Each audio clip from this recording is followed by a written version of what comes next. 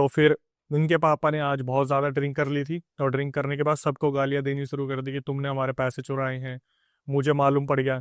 तो उनमें से एक इंसान था जो चाहता था कि यार इसका मैं कैसे भी मुंह बंद कर दूं।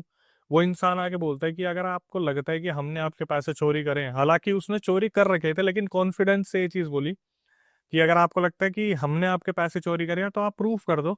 आप प्रूफ कर दोगे तो हम आपके पैसे दे देंगे अगर हमारे पास होंगे तो इसके पापा ने बोला एक काम करना, कल सुबह ना आप मेरे साथ चलना, मैं आपको प्रूफ करवाऊंगा। तो अगले दिन ये भी इंसान तैयार हो गया, क्योंकि इस इंसान को नहीं पता था ये किसी ऐसे के टच में है जो भाई देख के बता देगा कि चोरी वोरी तुमने करी है। वही 50 किलोमीटर दूर गुरु माँ के पास जाते हैं, और गुरु माँ सीधा देखते ही बोल देती है इसके पापा को, विवेक के, कि तुम तो चोर को ही अपने साथ लेके आ गए। तो वो जो दूसरा बंदा था वो एकदम से ऑफेंड भी होता है, थोड़ा सा घबरा भी जाता है। तो वो दूसरा बंदा बोलता है कि आप ऐसे कैसे बोल सकते हो कि हमने चोरी की है, मैंने चोरी किया है।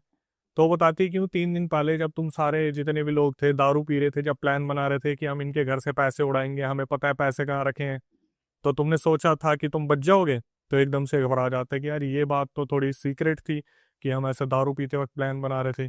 तो वहां पर वो इंसान बोल देता है ठीक है हमने लिए हैं और घर जाके मैं पैसे दे दूंगा। वहां से ये लोग घर आते हैं, और घर आते आते शाम हो जाती है, तो इसके पापा को लगता है कि भाई सुबह शायद ये पैसे दे देंगे। सुबह वो जो इंसान था जो साथ में गया था वो क्या करता है, अपने सारा घर का सामान बिखेर के और पुलिस कंप्लेंट विवेक के पापा के ऊपर ही डाल देता है कि इन्होंने हमारे घर के पैसे चोरी करे हैं। अच्छा। उन्हीं पर इल्जाम डाल देते हैं। अब पुलिस वालों को तो पता ही था ये केस क्या चल रहा है। पुलिस वालों ने विवेक के पापा को उठाया, और उठाने के बाद लेके गए अपने साथ जेल में, वहां पे लॉकर में, और बातचीत करने के बाद उन चारों को भी बुला लिया। भाई आपका पता है किसने क्या कर रखा है, ये शरीफ सा आदमी है, अपने मछलियों का काम करता है, तुम इसे फंसाने की कोशिश कर रहे हो, अगर तुमने पैसे लिए हैं तो दे दो।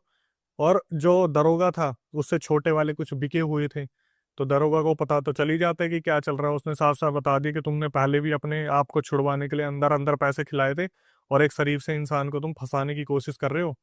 तो कोशिश करो कि अपने निपटा लो और पैसे दे दो इनके। तो वहां पर से वो इंसान जो विवेक के पापा थे वो छूट जाते हैं। तो ये जो विवेक के पापा थे ये गुरु माँ के पास जाते हैं दोबारा, और उनसे बोलते हैं कि माँ, मैं एक लगे हाथ ना पकड़ना चाह रहा हूँ कि कोई मेरे सामने आके ना पकड़ा जाए कि इन्होंने हमारे पैसे लिए हैं। तो गुरु माँ बोलती है कि तुमने बताया था तुम्हारे घर के बाहर ना 500 का नोट मिला था, वो एक बार मुझे दो। तो 500 का नोट लेके कागज में बांध देती है कुछ अभिमंत्रित मंत्र करके, और बोल देती है अपने घर के पेड़ के आगे ना इसे टांग देना,